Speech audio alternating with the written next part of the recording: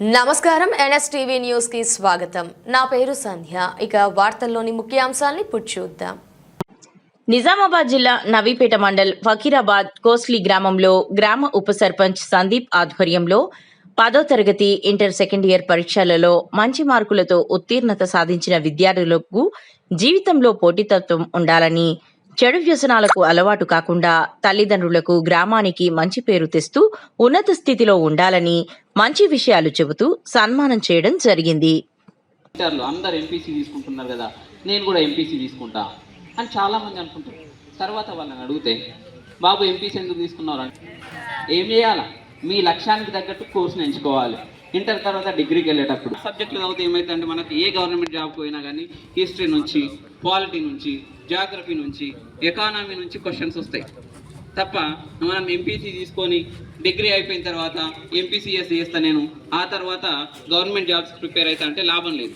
చాలామంది విద్యార్థులు బీటెక్ చేసిన తర్వాత మళ్ళీ గవర్నమెంట్కి ప్రిపేర్ అవుతున్నారు. బీటెక్ చేసేటప్పుడు ఇంటర్ అయిన తర్వాత నువ్వు బీటెక్ వెళ్ళినావు అనుకోండి, ఒక 4-5 లక్షల రూపాయలు ఖర్చు అవుతాయి.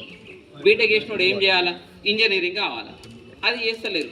మళ్ళీ గవర్నమెంట్ జాబ్ ఉన్నారు. మాకు ఒక అల్లుడు ఇంటర్ అయిపోగానే ఓపెన్ డిగ్రీ చేయించిన, ఓపెన్ డిగ్రీ చేయించగానే ఓపెన్ డిగ్రీ చేపిస్తూ గవర్నమెంట్ జాబ్స్కి ప్రిపేర్ చేయించిన. బీఏ చేసిండు, ఓపెన్ డిగ్రీ, ఇట్లా రిజల్ట్ వచ్చిందో లేదో గవర్నమెంట్ జాబ్ నోటిఫికేషన్ పడ్డది, రెవెన్యూ డిపార్ట్మెంట్లో జాబ్ కొట్టిండు. వితిన్ 23 ఇయర్స్లో 23 సంవత్సరాలకు రెవెన్యూ డిపార్ట్మెంట్లో జాబ్ కొట్టిండు.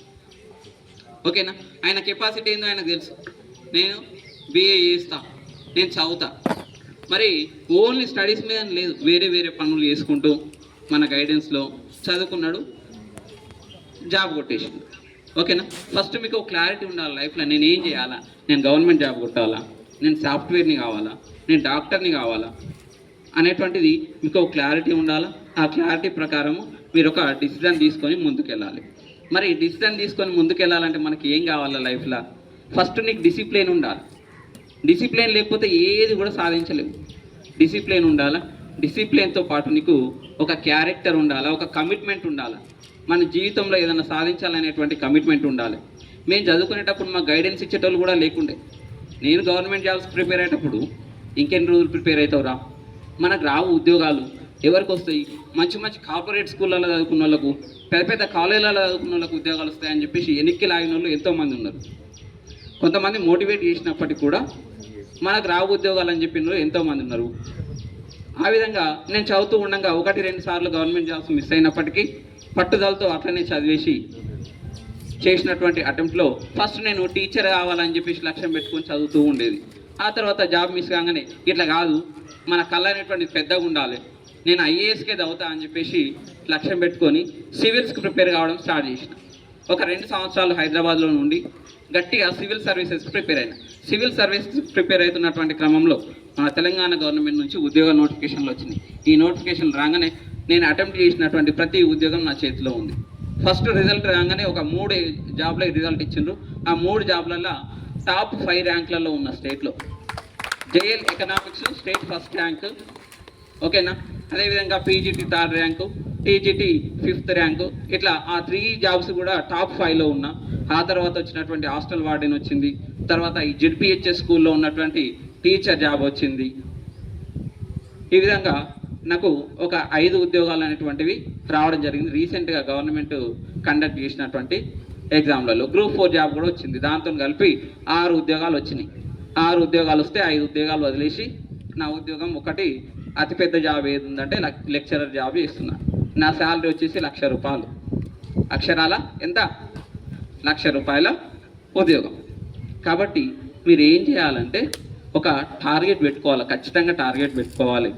మనకు ఒక మంచి క్యారెక్టర్ ఉండాలి, మనం డిసిప్లిన్గా ఉండాలి, పెద్దల్ని గౌరవించాలి, మన టీచర్స్ చెప్పినటువంటి విషయాలు ఏవైతే ఉంటాయో అవి జాగ్రత్తగా ఫాలో కావాలి. ఎందుకు కొంతమంది సక్సెస్ అవుతున్నారు, మరి కొంతమంది ఎందుకు ఫెయిల్యూర్ అవుతున్నారు ఆలోచించండి. అందరికి ఉన్నది 24 గంటలే. దేవుడు ఒకళ్ళకి 30 గంటలు ఇచ్చిందా? ఇవ్వలేదు. మరి కొంతమంది ఎందుకు సక్సెస్ అవుతున్నారు అంటే అలా ఆలోచన విధానం వేరేలాగుంది. వాడు ఆ టైంని యూటిలైజ్ చేసుకుంటున్నాడు. కొంతమంది ఏం చేస్తున్నారు, 24 గంటల్లో నీ యొక్క పర్సనల్ విషయాలకు 10 గంటలు పోయినప్పటికీ కూడా ఇంకా మిగతా 12 గంటలు 7-8 గంటలు ఫోన్లోనే గడుపుతున్నాం. మనం ఫోన్కి అడిక్ట్ అయినాం కదా. మన లైఫ్లో సెటిల్ కావాలంటే ఈ ఫోన్ అడిక్షన్ నుంచి మనం బయటకు రావాలి ఫస్ట్ విద్యార్థులు. అదేవిధంగా మనకు మెయిన్ డిస్ట్రాక్షన్స్ ఏముంటాయి అంటే వినండి, బాయ్స్ అండ్ గర్ల్స్, ఓకేనా. మన చదువు నుంచి బయటకు పంపించే విషయాలు ఏముంటాయంటే ఒకటి మద్యము, రెండు మగవ, అదేవిధంగా మాంసం. వీటి నుండి మనం దూరంగా ఉండాలి. మాంసం పెద్దగా తింటే ప్రాబ్లం లేదు, కొంచెం లావ్ అవుతావు, మళ్ళీ అవసరం కావాలంటే అవసరం ఉన్నప్పుడు దాన్ని తగ్గించుకోవచ్చు, మంచిగా స్లిమ్గా కావచ్చు.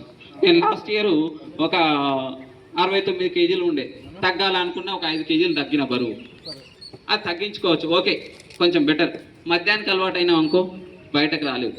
అదేవిధంగా మగ అమ్మాయిల జోలికి పోయినారు అనుకోండి, మీరు లైఫ్లో సెటిల్ అయిన తర్వాత మంచి అబ్బాయిని చూసి పెళ్లి చేసుకోవచ్చు. తాత్కాలిక ఆనందాలకు పోయి ఈ పిచ్చి కథలు పడుకుంటూ పోతే లైఫ్ ఏమవుతుంది, శూన్యమవుతుంది. నా ముందర చూసినటువంటి ఎంతోమంది అబ్బాయిలు ఓవర్ యాక్షన్కి పోయిన వాళ్ళు, మేము హీరోలాగా ఫీల్ కావడము. ఈ ఏజ్ అట్లాంటిది, మీరు అర్థం చేసుకోవాలి. టీనేజ్ 10th ఇంటర్ తర్వాత ఏమవుతుందంటే ఆపోజిట్ జెండర్ అట్రాక్షన్ ఉంటుంది. ఇవి ప్రాక్టికల్గా ఉండే విషయాలు చెప్తున్నాం. కాబట్టి మనం ఏం చేయాలా, మనం అర్థం చేసుకోవాలా. ఇది తాత్కాలిక ఆనందం. మనకు ఏం కావాలి, నేను ఫ్యూచర్లో సెటిల్ కావాలంటే ఏం కావాలి, ఇవి కాదు, చదవాలి. చదవడం వల్లనే మన జీవితం అనేటువంటిది సెటిల్ అవుతుంది. చదువు తప్ప మన జీవితాలని మార్చేటి ఏమైనా ఉన్నాయా, ఎవరైనా చెప్పగలుగుతారా? చదువు తప్ప మీరు జీవితాన్ని మార్చడానికి ఏమైనా ఉందా? మన జీవితంలో చదువు తప్ప మార్చేది ఏదైనా ఉందంటే డబ్బు ఉండాలి. కోట్ల డబ్బులు ఎవరైనా పేరెంట్స్ రెడీగా పెట్టినరా మీకోసం ఏదైనా బిజినెస్ చేయడానికి? లేదు కదా.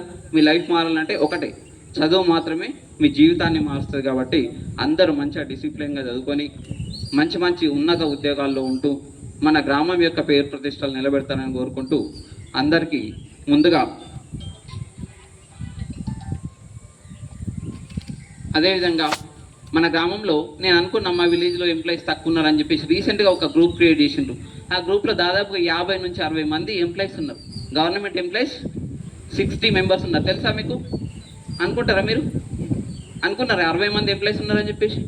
60 మంది ఎంప్లాయీస్ ఉన్నారు. దాంట్లో పెద్ద డిపిఓ, మన ముందున్నటువంటి ఇంతకుముందు వినోద్ సార్ తెలుసు కదా, డిపిఓ, డిస్ట్రిక్ట్ పంచాయతీరాజ్ ఆఫీసర్, అంటే ఒక జిల్లాకు బాస్ ఆయన.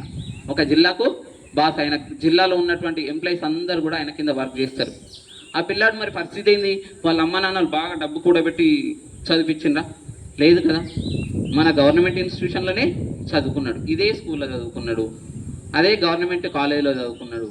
అట్లనే కష్టపడి చదువుకుంటూ టీచర్ జాబ్ ఉద్యోగం చేస్తూ ఆ జాబ్ ఉన్నప్పటికీ కూడా సాటిస్ఫై లేకుండా నేను కలెక్టర్ కావాలనేటువంటి లక్ష్యంతో చదువుకుంటూ వెళ్ళిండు. ఇప్పుడు జిల్లా పంచాయతీరాజ్ ఆఫీసర్గా సిద్దిపేట జిల్లాలో వర్క్ చేస్తున్నాడు. అట్లనే మన ఊళ్ళో ఉన్నటువంటి 60 మంది ఎంప్లాయీస్ కూడా ఇదే స్కూల్ నుంచి వెళ్ళిన వారు. నేను కూడా ఇదే స్కూల్ నుంచి బయటకు వచ్చినటువంటి వ్యక్తిని, ఓకేనా.